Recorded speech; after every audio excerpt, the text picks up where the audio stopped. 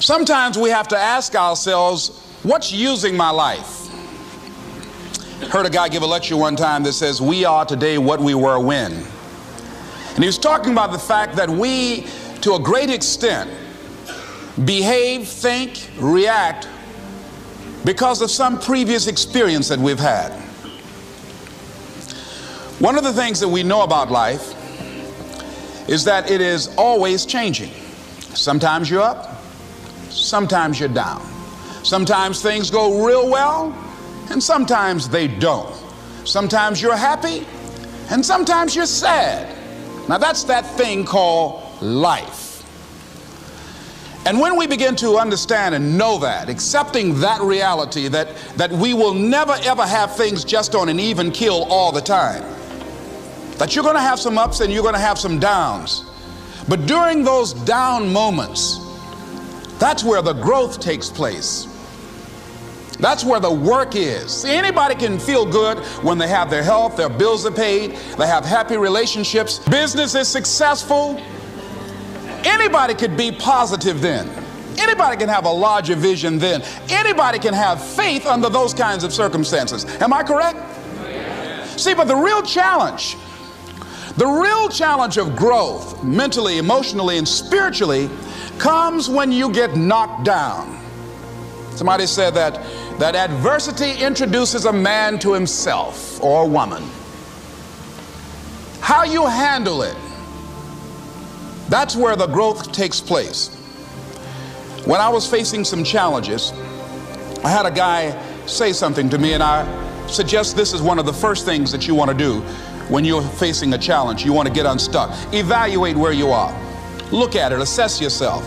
Assess yourself and assess the situation. What brought you there? What role did you play? Earl Nightingale had a saying I like. He said, all of us are self-made, but only the successful will admit it. What has brought you to this point? What did you learn from it? Are you learning anything, or are you doing it over and over and over again? Somebody said that insanity is doing the same thing in the same way, expecting a different outcome. Are you going through it, or are you growing through it? Are you bigger and better because of it? Because it's not going to leave you until you grow through it. I was going through a major challenge in my life that was wearing me out, that was using me. Well, you see, your mind is, you know, when you go into a service station to get gas, you don't go in there and just start pumping. When you push the lever up, it clears the previous bill. By the same token, if you want to begin to move, you've got to clear your mind of all the unnecessary luggage and baggage that's weighing us down. I couldn't move, I couldn't think about what am I going to do to get out of this situation, because I was so concerned about what happened and what he did to me and how bad it was. I was so stuck in that I couldn't even focus on what I should have done. Feeling sorry for myself and angry, and none of that was taking me anywhere. So pretty soon I learned through effort, made a conscious, deliberate, determined effort. I had to let it go. I had to forgive it. Let it go and begin to focus on developing myself. And I say to you, you're going to have people to do things to you. Things are going to happen to you. And the most important thing to do is to harness your will and let it go and move so you can grow, so you can get on with your life.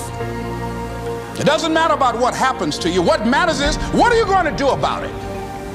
All of us have experienced some tragedy, and if we haven't, we will. And you can either let it destroy your life, or you can build upon it. You can permit it to let it hold you down, or you can decide, I'm not going to let that happen to me. I'm bigger than this. Make a declaration to yourself. Declare all-out war that you're going to get out of this rut. I don't care how good you are. I don't care how talented you are. I don't care how much you work on yourself. There are some times when things aren't going to go right. They just are not going to go right. There are times when anything that can happen will happen. Murphy's Law will be knocking at your door. Why? I don't know why. That's called life. And you have to deal with it. Sometimes your life will be in a slump, just like sports. Some of the best shooters can't hit baskets different times in games. They get in a slump. Do they sit on the sideline and say, you know, I just didn't hit a basket today? No, they continue to execute. I suggest to you that if you are facing a challenge, don't stop. Stay busy. Work your plan. Continue to do those things that you know that work for you after you have evaluated yourself in the situation. Continue to move. Stay busy, stay busy, stay busy.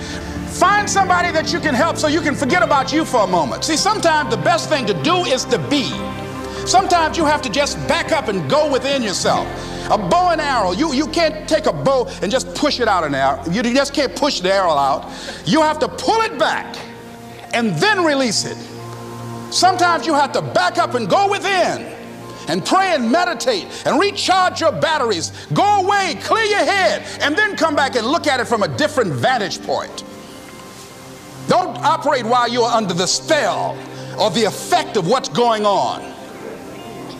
Next thing is that you've got to activate the thinker in you. Don't allow your emotions to control you. We are emotional, but you want to begin to discipline your emotion. If you don't discipline and contain your emotions, they will use you. Your mind goes on automatic, just like a guard. You know, I loved reading the book called As a Man Thinketh by James Allen. He uses the analogy of the mind being like a garden. You know, weeds don't have to have any encouragement to grow.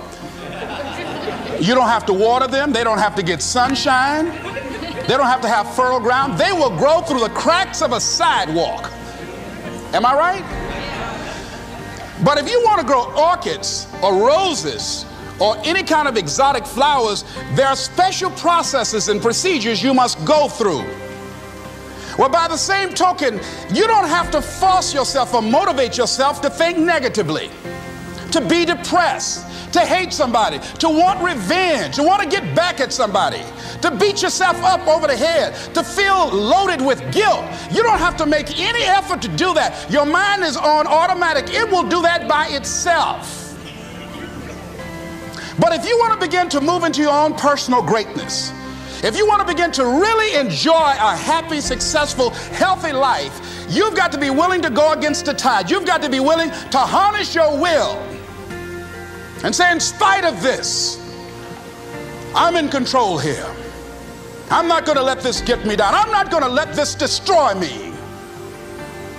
I'm coming back, and I'll be stronger and better because of it. You have got to make a declaration that this is what you stand for. You're standing up for your dreams. You're standing up for peace of mind. You're standing up for health.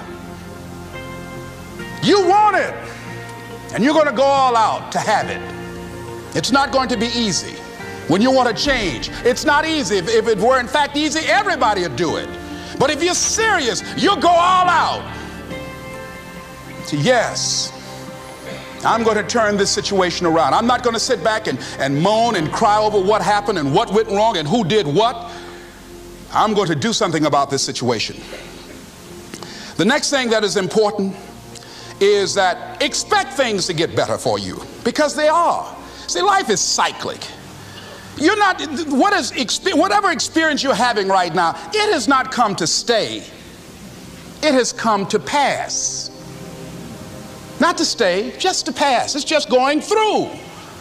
The biggest challenge is to know what's happening. This is a part of this thing we call life. This too shall pass. And maintaining perspective, putting it in perspective. The other thing is take full responsibility for your life.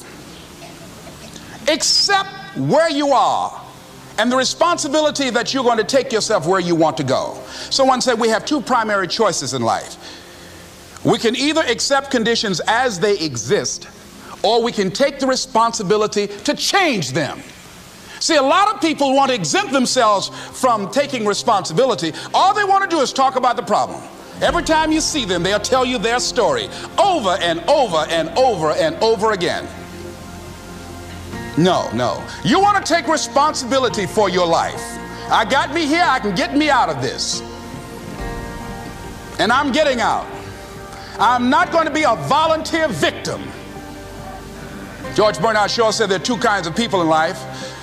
You know, he said those that make things happen, those that watch things happen, and those that don't know what happened. And he said the people that get along in this life look around for the circumstances that they want, and if they can't find them, they make them. They create them. So part of beginning to get unstuck, you've got to decide that the behavior pattern that you have adopted doesn't work for you. You've got to change your strategies, and changing your strategy means reinventing your life. Recreating you, and you have the power to do that. You can decide that you're going to change, that you're not going to be a wimp. You can decide that you're going to stand up to life. You can decide that I'm going to live each day as if it were my last. You have the power to make that decision. You can decide I'm going to work on myself and develop myself. I'm going to empower me. And all of these things that are happening to me right now, they're just temporary inconveniences. They're not stronger than I am. I'm in charge here.